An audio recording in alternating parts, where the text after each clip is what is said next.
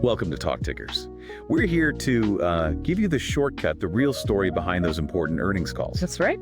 Today, we're looking at Business First Bank shares. You probably know them as B1 Bank. This is their first quarter of 2025 call. Yep, hot off the presses. And our job, as always, is to pull out the key takeaways, what management's really saying, and what it might mean if you're watching this bank. Okay, so jumping right in, B1 Bank's Q1, it actually showed pretty decent underlying strength. Their core profitability, that core ROA, stayed above 1%. Which is a good benchmark, definitely. Exactly. And the loans they put on the books recently, new and renewed ones, they averaged a pretty attractive yield, 7.71%. Okay, that's strong. And importantly, their core net interest margin, the NIM, it expanded, went up by 8 basis points, landing at 3.64%. So healthy expansion there. All right, so profitability looking decent. What else from the quick snapshot? Well, capital looks solid. Their TCE ratio, that's tangible common equity, was over 9%. Total risk-based capital over 13%. So good cushions there. Strategically, they sold off a branch down in Kaplan, Louisiana. That involved about $51 million in deposits, and they got a nice 8% premium on that. Interesting move. Yeah. On the flip side, though, loan balances were basically flat for the quarter. They originated about $500 million, Okay. but they had $500 million in payoffs. So a wash. So running in place a bit on loan volume. Sort of, yeah. Yeah. And deposits dipped a little too, down about $53 million. Seems like most of that $48.7 million came from non-interest-bearing deposits dropping. Right, the free money. So some puts and takes. How did that all shake out on the bottom line then? Well, if you look at their core net income, sort of stripping out the unusual items, it came in at $19.3 million. That's 65 cents per share. And what helped get them there? Mostly good expense control, some growth in fee income, and that NIM expansion we talked about, that really helped. Okay. And looking forward, anything big on the horizon? The main thing is that Oakwood Bank acquisition in Dallas. They said that's still on track. The big conversion, the system integration, is set for September. But that's September next year, 2025. Right. Still a ways off. Okay, let's dig into that net interest margin expansion. You said 8 basis points, which, feels pretty significant right now. What was behind that? Yeah, it's definitely a positive. The main drivers seem to be lower funding costs, what they pay for deposits coming down a bit. Okay. And also just being pretty disciplined on pricing their loans. They mentioned their total down cycle deposit beta is 54%. Can you unpack that beta number quickly? What does that tell us? Sure. So basically it measures how much their deposit costs have moved compared to overall interest rate changes, kind of since rates started potentially coming down. Fine. 54% suggests they've managed to hold on to or lower deposit costs reasonably well relative to market moves. Got it. So decent cost control.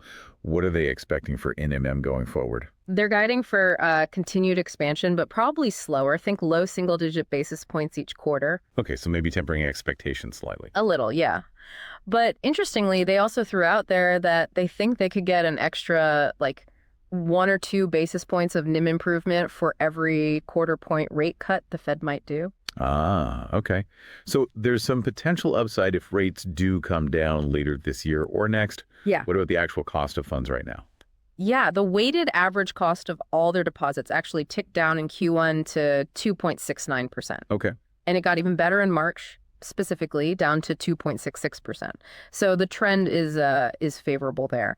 They also highlighted pretty good retention on their CDs, 83% for core CD balances in March, people sticking around. That suggests some loyalty or maybe just satisfaction with the rates. Now, let's circle back to the flat loan growth. You said payoffs matched new production. Why the high payoffs? Management pointed specifically to elevated paydowns and payoffs in some of their larger construction loans, those projects wrapping up, maybe getting refinanced elsewhere. Right. But they also made it clear their focus right now isn't just chasing loan volume, they're prioritizing margin. Quality over quantity, as they say. Exactly. They'd rather make a good, profitable loan than just add volume at any price, especially in this environment. Makes sense. So given that selectivity, what are they guiding for loan growth for the rest of 2025? They're thinking low to mid-single digits on a quarterly basis. Okay. But because Q1 was flat, the full year number is probably going to end up in the lower single digits overall. It's pretty modest growth expected for the year then. Seems that way. They did give some color on the portfolio structure, though. About $2.7 billion in floating rate loans, currently yielding around 7.67%.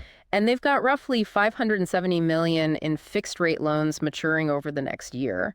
Those are currently at about 6.06%. They expect those to reprice, somewhere in the mid to high 7% range. So that repricing could give interest income a bit of a lift. Could definitely help margin, yeah.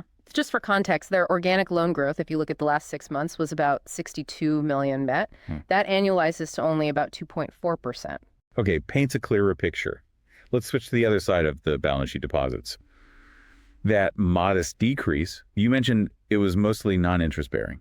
Yeah, the $53 million overall drop was largely driven by that $48.7 million reduction in non-interest bearing.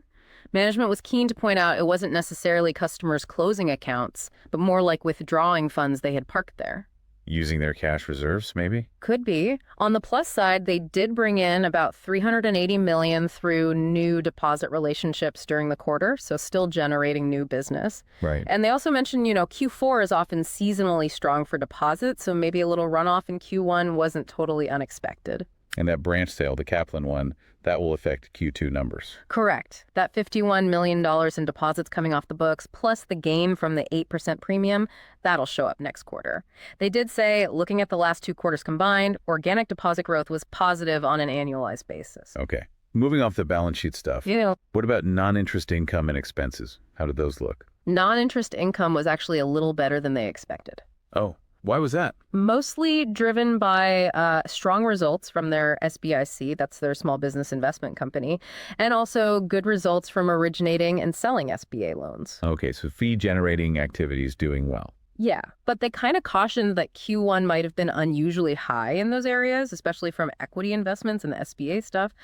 So they expect the run rate might dip a little in the near term, but they still see it trending up long term. And expenses usually goes up. It did. Core non-interest expense ticked up, partly due to merit increases kicking in, also some FICA tax resets, bonus accruals resetting at the start of the year. The usual seasonal stuff, some of it. Some of it, yeah. And they expect expenses to keep climbing a bit. The full impact of merit raises will hit next quarter, plus ongoing spending on IT and infrastructure investments. And no big cost savings from Oakwood yet. Not really, no. They said any material savings from that deal won't really hit until later in 2025, after that system conversion happens. So still paying for both platforms for a while. Right. That makes sense. Okay. Always crucial, credit quality.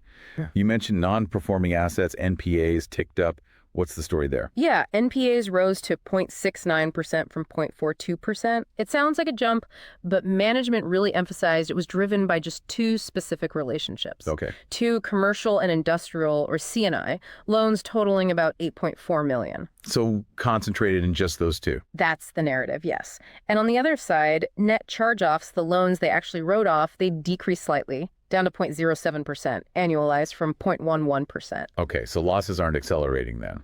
Did they reserve against those problem loans? They did. They put aside $2.3 million specifically against those 2 credits. One is fully reserved now. The other has about a 25% reserve against it. So they're acknowledging the issue and provisioning for it. Exactly. And the key message from management was, they see these as isolated incidents. They don't think it signals a broader downturn in their portfolio's credit quality. Something to watch, but maybe not panic about yet, based on their commentary.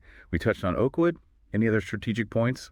Branch network? Just reiterating, Oakwood integration is on track for that September 25 conversion. And the Kaplan branch sale is part of their ongoing effort to, optimize the branch footprint, make sure they have branches in the right places. Right. The CDO also mentioned being comfortable with their current exposure to commercial, municipal, and dealer loans, CMD loans, and noted that exposure has actually come down over the last 18 months. Okay.